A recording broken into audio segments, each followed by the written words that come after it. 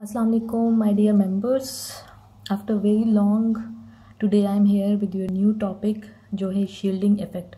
बहुत ही छोटा सा टॉपिक है बट इम्पोर्टेंट टॉपिक है। बहुत ही जगहों पे इसका जो है इफ़ेक्ट आता है और बच्चे इसमें कंफ्यूज हो जाते हैं कि व्हाट इज़ शील्डिंग इफ़ेक्ट। तो मैंने सोचा कि चलो मैं आपको ये टॉपिक भी समझाते चलूँ, क्योंकि इससे पहले मैंने आपको इलेक्ट्रॉन एफिनिटी, इलेक्ट्रॉन नेगेटिविटीज़ और वो सारे टॉपिक्स जो है इलेक्ट्रॉन एफिनिटी, आयनाइजेशन एनर्जी, वो सारे टॉपिक्स मैं आपको पिछले वीडियोस में बता चुकी हूँ। आप मेरे चैनल पे जाके देखें तो आपको वो वीडियोस नज़र आएंगी। ठीक है, आप पहले तो मेरे चैनल को सब्सक्राइब करें, लाइक करें और शेयर करें। अच्छा, तो हम टॉपिक शुरू करते हैं, that is shielding effect. Shielding effect क्या है? मैंने पहले इसके डिफ़ाइन कर दिया है इसको। दो मैंने इसके डिफिनेशंस आपको बता दी, क्योंकि इसका एग्जैक्ट डिफिनेशन हमें नेट में भी नहीं मिलता। तो हमने जो है वो क्या करना है, इसको मैंने बहुत ही आसान लफ्ज़ों में आपको डिफ़ाइन करके लिख दिया है। ठीक है, फिर इसके मैंने जो है आपको पता है, जैसे कि मैं टॉपिक करती हूँ तो मैं उसको एग्जाम्पल के साथ समझाती हूँ, तो वो अच्छी तरह से बच्चों को समझ में आ जाता है। ठीक है, और देन फिर मैंने इसके ट्रेंड भी आपको बता दिए कि पीरियोडिक टेबल में ग्रुप्स एंड पीरियड के लिहाज से इसकी ट्रेंड क्या है, कैसे ये इंक्रीज़ और डिक्रीज़ होता रहता है। So now we can start our topic, which is shielding effect. Shielding effect is the decrease in the attraction between an electron and the nucleus in any atom. Shielding effect असल में एक effect है। Shield का मतलब क्या होता है? Protection.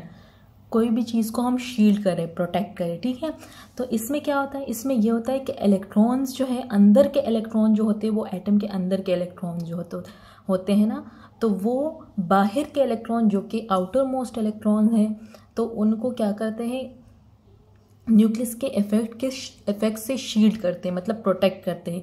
Nucleus का जो अपना उस पर जो है वो अट्रैक्शन होता है, फोर्स ऑफ अट्रैक्शन न्यूक्लियर का होता है, न्यूक्लियर चार्ज जो होता है, तो वो आउटर इलेक्ट्रॉन पे क्या हो जाता है, वो कम होता है। ठीक है, एज कम्पेयर टू उन इलेक्ट्रॉन के जो इनर इलेक्ट्रॉन होते हैं, क्योंकि इनर इलेक्ट्रॉन पे शील्डिंग इतनी नहीं होती जितनी आउटर होता है। ठीक है, आउटर इलेक्ट्रॉन में होती है। आउटर इलेक्ट्रॉन में शील्डिंग किस वजह से होती है? Because of the inner electron. Inner electron जो है वो इलेक्ट्रॉन और आउटर इलेक्ट्रॉन और न्यूक्लियस के दरमियान में आ जाते हैं, जो कि इन दोनों के अट्रैक्शन को क्या करती हैं, कम करती हैं। So this is the definition. Shielding effect is the decrease in the attraction between an electron and the nucleus in any atom, किसी भी एटम में। ठीक है, फिर द नेक्स्ट वन डिफिनीशन भी वही है जो मैंने आपको अभी बताया, द शील्डिंग और स्क्रीनिंग। बहुत जगहों पे हमने इसे स्क्रीनिंग इफेक्ट भी कहा है। शील्डिंग एंड स्क्रीनिंग बहुत एक ही चीज़ है, कंफ्यूज ना हो इसमें। द शील्डिंग और screening of the force of attraction, या शील्डिंग और स्क्रीनिंग हो उस फोर्स ऑफ अट्रैक्शन की बिटवीन द न्यूक्लियस के एंड आउटर इलेक्ट्रॉन्स के बाय द इनर इलेक्ट्रॉन्स। इस डिफिनेशन में पूरी बात मैंने आपको बता दी है कि व्हाट इज़ शील्डिंग इफेक्ट, उसमें होता क्या है। ठीक है, तो मुझे उम्मीद है आपको समझ आ गई होगी व्हाट इज़ शील्डिंग इफेक्ट। अब मैं आपको नेक्स्ट एग्जांपल बताती हूँ, एग्जांपल से आपको बहुत ही अच्छी तरह से समझ आ जाएगा। ठीक है, तो एग्जांपल जो है, पहले वाला एग्जांपल मैं आपको सेकंड वाला एग्जांपल बताती हूँ, देन मैं आपको फर्स्ट, क्योंकि वो थोड़ा सा कॉम्प्लिकेटेड है। First we would start from the simplest one. ठीक है, दैट इज़, हमने यहाँ पर एक सोडियम एटम लिया, एक पोटाशियम एटम लिया। सोडियम एटम का एटॉमिक नंबर क्या है, 11, and potassium atom with atomic number Z = 19। ठीक है, 19, तो मतलब इसमें हमारे पास 11 इलेक्ट्रॉन्स है। अब सोडियम में जब हमारे पास 11 इलेक्ट्रॉन्स है, तो ये सोडियम का न्यूक्लियस हुआ। इसमें कितने हैं, 11 इलेक्ट्रॉन्स, तो 2 पहले शेल में, 8 सेकंड शेल में, एंड थर्ड शेल में। 2 और 8 10 हो गए, और थर्ड शेल में एक ही बचता है, 11। ठीक है, इसी तरह पोटाशियम को देखें, 2 इलेक्ट्रॉन्स, फिर उसके बाद इसमें सेकेंड शेल में 8 इलेक्ट्रॉन, फिर थर्ड शेल में भी 8 इलेक्ट्रॉन, देन हमारे पास कितने आ गए हैं, 1 इलेक्ट्रॉन, तो 2 एंड 8 10, फिर उसके बाद दोबारा से 8 18, और एक दूसरा 19, तो 19 इलेक्ट्रॉन्स या 19 atomic number is of potassium. ठीक है, अब देखिए सोडियम जो है उसका साइज़ छोटा है, पोटेशियम का साइज़ बड़ा है। सोडियम में कितने जो हैं वो शील्डिंग इलेक्ट्रॉन्स कितने हैं, मतलब ये तो इसका आउटर इलेक्ट्रॉन हुआ। शील्डिंग इलेक्ट्रॉन्स कितने हुए, 10 हुए, 10 शील्डिंग इलेक्ट्रॉन्स हुए। ठीक है, तो वो जो है न्यूक्लियस का फोर्स ऑफ अट्रैक्शन जो इसके इलेक्ट्रॉन, आउटर इलेक्ट्रॉन पे है, उसको कम कर रही है। ये 10 इलेक्ट्रॉन जो इसके बीच में आता है। ठीक है, न्यूक्लियस एंड आउटर इलेक्ट्रॉन के बीच में, तो इसका साइज़ ये रहा। ठीक है, कम है इसका साइज। फिर पोटाशियम का साइज़ क्यों बड़ा है, क्योंकि इसमें तो एक ही शेल का इजाफा हुआ है, इस वजह से भी है साइज़ बड़ा। लेकिन दूसरी बात ये है क्योंकि इसमें जो है शील्डिंग इफेक्ट ज़्यादा हो रही है, क्योंकि इसके अंदर के इलेक्ट्रॉन कितने हैं 18 इलेक्ट्रॉन्स, वो इस एक इलेक्ट्रॉन को न्यूक्लियस के अट्रैक्शन से दूर कर रहे हैं। तो 18 इलेक्ट्रॉन ज़्यादा दूर करेंगे ना इसको, तो इसलिए इसका साइज़ जो है वो बड़ा हो जाता है, वो जो है थोड़ा सा दूर हो जाता है न्यूक्लियस से। The last one electrons become क्या हो जाता है at a longer distance from the nucleus. तो इसीलिए सोडियम जो है उसका साइज़ छोटा होता है, क्योंकि उसमें शील्डिंग इलेक्ट्रॉन कम और इसमें शील्डिंग इलेक्ट्रॉन ज़्यादा है। और इसमें इसी तरह इस इलेक्ट्रॉन पे जो है न्यूक्लियस का चार्ज बहुत ही कम होगा as compare to this one electron, क्योंकि उसमें शील्डिंग इलेक्ट्रॉन्स कम है। तो अब मैं यहाँ आती हूँ इस एग्जाम्पल की तरफ। इस एग्जाम्पल में आप देखें क्लोरीन एंड मैग्नीशियम। क्लोरीन जो है उसका क्या है, उसमें हमारे पास 17 प्रोटॉन एंड 18 न्यूट्रॉन।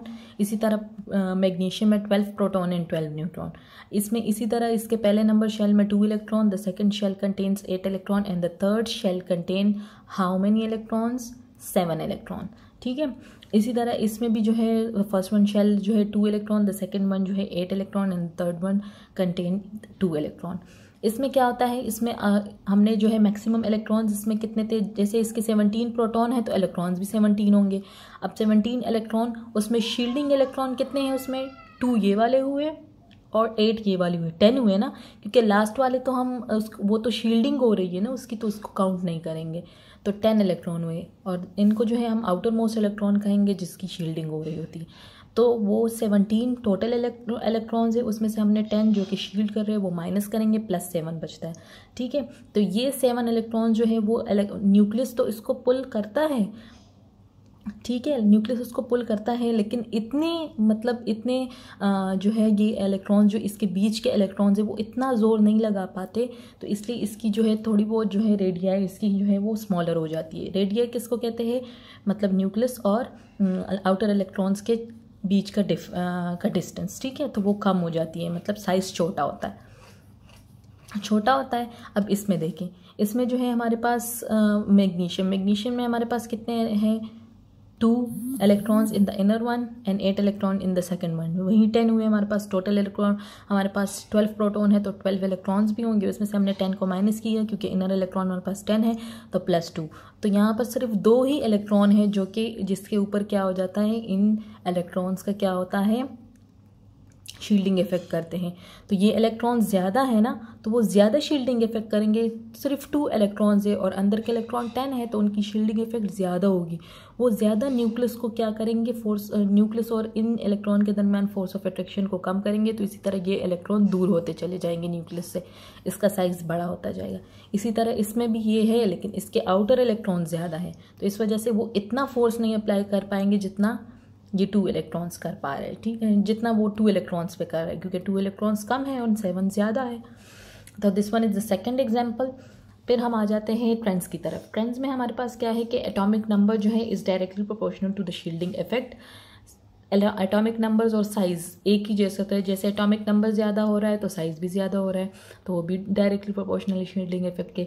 जितना हमारे पास साइज़ ज़्यादा होता जाएगा उतना शील्डिंग इफेक्ट ज़्यादा होता जाएगा, उतने ही उसके इनर इलेक्ट्रॉन ज़्यादा होंगे, तो वो आउटर इलेक्ट्रॉन्स को क्या करेंगे, पुश करेंगे न्यूक्लियस से दूर की तरफ, उनको न्यूक्लियस के चार्ज से क्या करेंगे, प्रोटेक्ट करेंगे।